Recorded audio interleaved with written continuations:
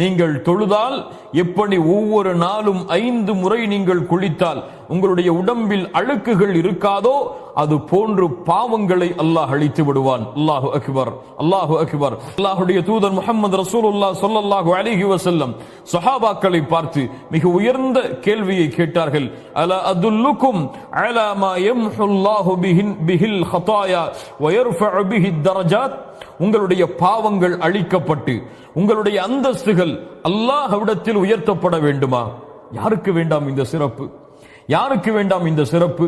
பாவங்களையும் செய்து செய்து அல்லாஹ்விடத்தில் அந்தஸ்தை ஒவ்வொரு நாளும் குறைத்துக் கொண்டிருக்கக்கூடிய எமக்கு இந்த கேள்வியுடைய பதில் மிக முக்கியமானது இல்லையா? கேளுங்கள்.